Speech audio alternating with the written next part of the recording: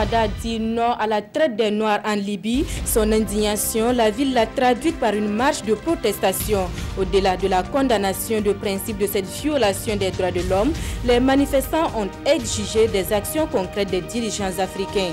Images et commentaires du mouvement de protestation à tout à l'heure. Et puis, gestion efficiente des frontières, les autorités locales de la région du Sahel s'approprient les documents d'orientation en la matière. Une appropriation base de toute action concrète en faveur des populations frontalières. Merci de nous recevoir chez vous. Les récentes révélations sur l'esclavage en Libye ont suscité l'indignation de plus d'un. À Fada, l'on a battu le pavé pour dénoncer cette violation des droits élémentaires de l'homme. Au-delà de la condamnation de principe, les manifestants exigent des actions concrètes à l'initiative du mouvement de protestation, l'Organisation démocratique de la jeunesse et le mouvement burkinabé des droits de l'homme et des peuples section à Fada. Chantal Ouedraogo. Procession silencieuse à Fadangouma pour dénoncer l'esclavage subi par les jeunes migrants en Libye. Partis de la place des Martyrs, les marcheurs sont allés remettre leur message au haut-commissaire de la province du Gouma. Le DJ et les BDHP ont organisé cette marche ce matin pour protester, condamner ce trafic d'êtres humains, ce trafic d'hommes. Condamner cette violation grave, flagrante et massive des droits de l'homme. Au-delà des condamnations de principe, les manifestants exigent des actions concrètes de la part des autorités nationales et internationales pour démanteler cette affaire. Nous attendons de la part de nos autorités des mesures fortes, interpeller la communauté internationale, saisir l'ONU, l'UE, l'UA, en tout cas tous ceux qui peuvent mettre la main dans la pâte pour qu'un terme soit mis à cette traite d'êtres humains en Libye. Ils soutiennent par ailleurs la mise en œuvre de véritables politiques sociales et économiques en faveur des jeunes, seul moyen pour contenir le départ des jeunes vers cet Eldorado qui est en réalité infernal. De Fada, nous mettons le cap sur Dori où les autorités locales s'approprient les documents d'orientation en matière de gestion des frontières au Burkina, un préalable à la vulgarisation des dits documents auprès des populations. On en sait davantage avec Ibrahim Kagouné et ses 12 ans. Le gouvernement burkinabé a adopté depuis 2015 la stratégie nationale de gestion des frontières et son plan d'action, le programme d'appui à la gestion intégrée des frontières. La réussite de la mise en œuvre de ces référentiels nécessite leur appropriation par les acteurs concernés par les questions de frontières. Ces référentiels sont vulgarisés auprès des hauts commissaires, préfets, maires et forces de défense et de sécurité de la région du Sahel. Pour la mise en œuvre de ces deux référentiels de gestion des frontières-là, il fallait que l'on travaille de façon à ce que les acteurs, surtout au niveau des zones frontalières, puissent s'approprier ces documents d'orientation. Et c'est l'objet des ateliers régionaux. Il a été donc question à cet atelier de faire l'historique de la gestion des frontières au Burkina Faso et de présenter les résultats de l'étude diagnostique des localités frontalières. Il s'est agi bien évidemment de présenter la stratégie nationale de gestion des frontières et son plan d'action aux participants. Ce qu'on peut retenir déjà, c'est d'avoir trouvé le temps, je pense, de valoriser donc cette étude-là qui a été menée il y a déjà quelques années et qui, pour des circonstances qui ne dépendent pas toujours du porteur du projet ni des acteurs sur le terrain, n'a pas pu être validée. C'est déjà bon qu'on l'ait pu le valider, le porter à la connaissance donc, des différents acteurs de la gestion des frontières dans notre région. À l'issue de cet atelier, il revient maintenant à ces acteurs frontaliers de la région du Sahel de concevoir les types d'activités à mener dans le cadre de la mise en œuvre du programme d'appui à la gestion intégrée des frontières. Ils doivent surtout élaborer un plan de communication pour informer et sensibiliser les populations sur les questions de frontières. Les populations de la région du Nord, elles sont informées sur les missions et le fonctionnement du Conseil d'État. La juridiction supérieure de l'ordre administratif semble peu connue de la population, raison pour laquelle elle envisage se faire représenter dans toutes les provinces du Burkina. En attendant, c'est une campagne d'information et de sensibilisation qui va sillonner toutes les régions du pays. L'étape du Nord avec Irénée Kaboré et Alex Zagré. Après 37 ans de fonctionnement de l'appareil judiciaire burkinabé, plusieurs instances ont souhaité sa réforme. Raison pour le présent atelier organisé par les membres du Conseil d'État de faire connaître davantage cette institution née du démembrement de la Cour suprême. Le Conseil d'État est la juridiction supérieure de l'ordre administratif. Il faut que nous le présentons aux justiciables et leur montrer l'intérêt qu'ils ont à saisir les juridictions administratives dans leur ensemble, c'est-à-dire les tribunaux administratifs et le Conseil d'État pour régler les litiges qui les sont soumis. Issu de la réforme constitutionnelle de 2000, le Conseil d'État reste peu connu par le grand public burkinabé. Il envisage d'étendre ses démembrements tels les tribunaux administratifs dans les provinces. Jusque-là, c'est le Conseil d'État qui connaît des décisions et en appel contre les décisions rendues par les tribunaux administratifs. Et dans les différentes provinces, il est prévu la création d'un tribunal administratif. Le Conseil d'État est la juridiction supérieure de l'ordre administratif. Il a compétence de statuer sur toute question du ressort du droit commun et électoral. Il peut être saisi par toute personne physique ou morale qui a un différend avec l'administration.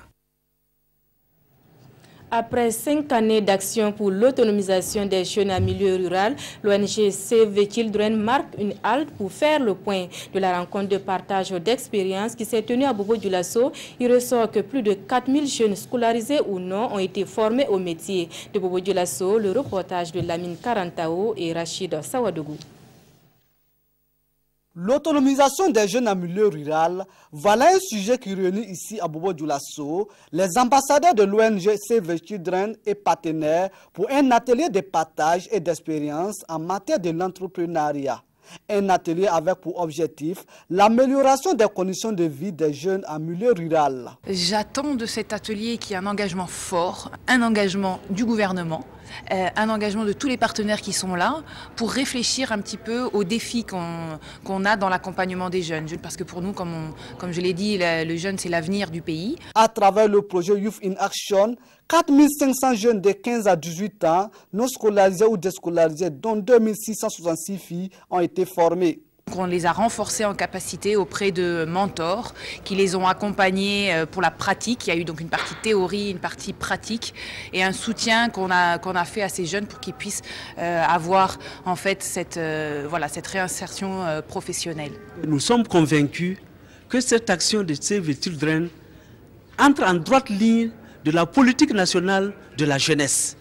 Et nous saluons à sa juste valeur l'action de Save the Children et nous encourageons l'ensemble des partenaires qui soutiennent ce programme à s'investir avec beaucoup d'âpreté, avec beaucoup de détermination pour que ces jeunes puissent en tout cas dans quelques années porter des lauriers à notre pays. Save the Children intervient au Burkina Faso depuis fin 2012 dans les régions de la boucle de Mouhoun, des Cascades et des Hauts-Bassins et compte y rester jusqu'à 2018.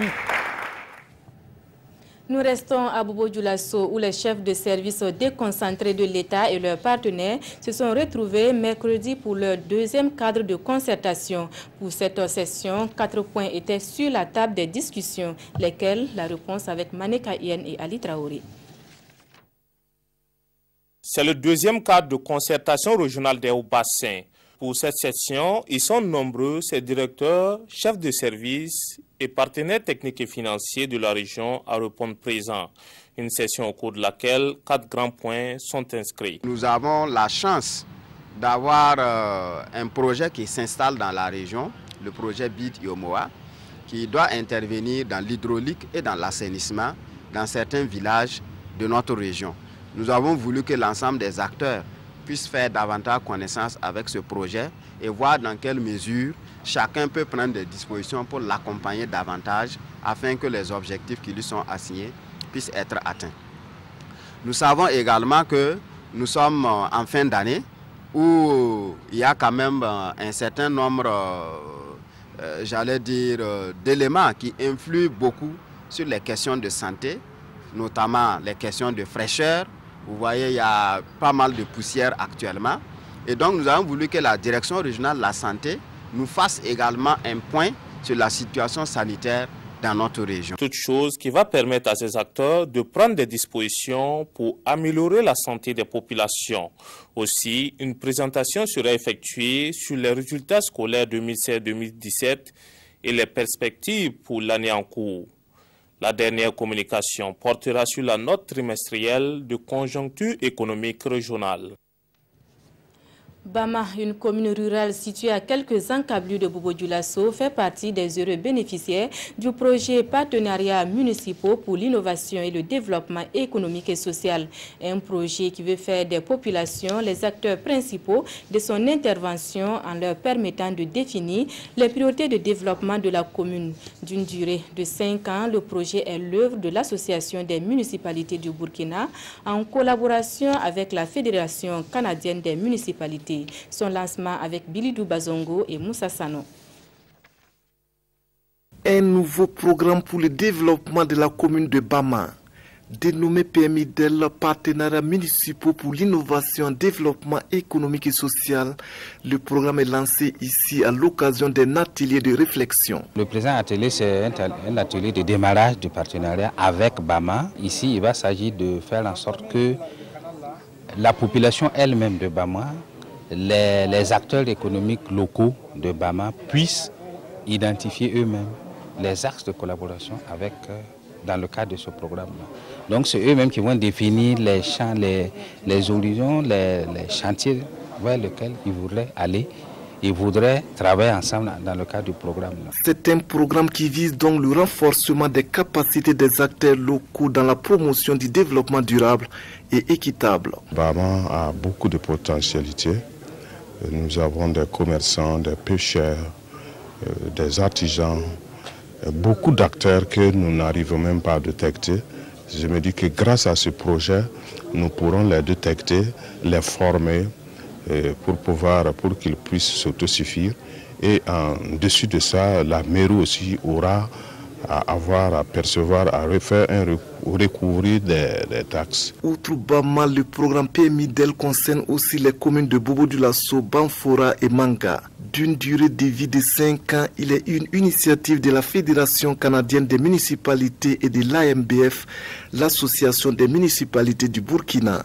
Son coût, 10 milliards de francs CFA. À Fo, une autre collectivité de la province du Oué, c'est l'excellence à l'école primaire qui a été célébrée hier. 7 élèves, 3 encadreurs et une association de parents d'élèves ont vu leurs efforts récompensés. La cérémonie de remise de l'eau a été couplée de l'inauguration de la maison de la femme de Fo. Le point avec Karim Ilboudo et Ahadi Sandamba. C'est le meilleur élève de la circonscription d'éducation de base, Seb de Fo, une commune rurale dans le Houé. Il a obtenu 150 points au certificat d'études primaires session de 2017. Abdul Nourou Sawadgo, puisque c'est de lui qu'il s'agit, reçoit ainsi un vélo plus 5 kits scolaires. Il est l'un des 39 élèves de la classe de CM2 qu'a encadré Moussa Sidibé l'année dernière à l'école primaire publique mixte de Moussi-Dougou. Avec un taux de succès de 100% au CEP ainsi qu'au concours d'entrée en 6e, Moussa Sidibé est lui aussi le meilleur encadreur de la SEB. Tout comme eux, ce sont une dizaine d'élèves, d'enseignants et de parents qui ont vu aujourd'hui leur mérite récompensé. Et ça permet aux uns et aux autres de savoir que quand on donne le meilleur de soi-même, en tout cas le succès est au bout. Et que les autorités locales en tout cas sont reconnaissantes par rapport au travail abattu par les uns et les autres. C'est un élément qui va galvaniser davantage les enseignants à très bien travailler, qui va semer de l'émulation saine au sein des écoles. Et pour la pérennisation de ce cadre de promotion de l'excellence à la base, le parrain, à travers l'agence d'assurance qu'il dirige, promet de toujours œuvrer dans ce sens. Nous avons en tout cas donné notre engagement à accompagner le CCEP de Fo dans cette quête d'excellence-là à l'école primaire. Et donc, pour les rassurer que l'année 2018, nous serons là pour pouvoir les accompagner dans cette tâche noble. Outre les acteurs de l'éducation qui se réjouissent, cette journée de l'excellence à Fo est aussi une occasion pour le premier responsable de la commune de remettre officiellement un local aux femmes. Réalisée sur fonds propres de la commune, cette maison a coûté la bagatelle de 5,5 millions de francs CFA. Voilà qui met fin à cette édition. L'information revient à 20h avec Wendata Nathalie Kaouri. Excellent week-end à tous en compagnie de nos programmes.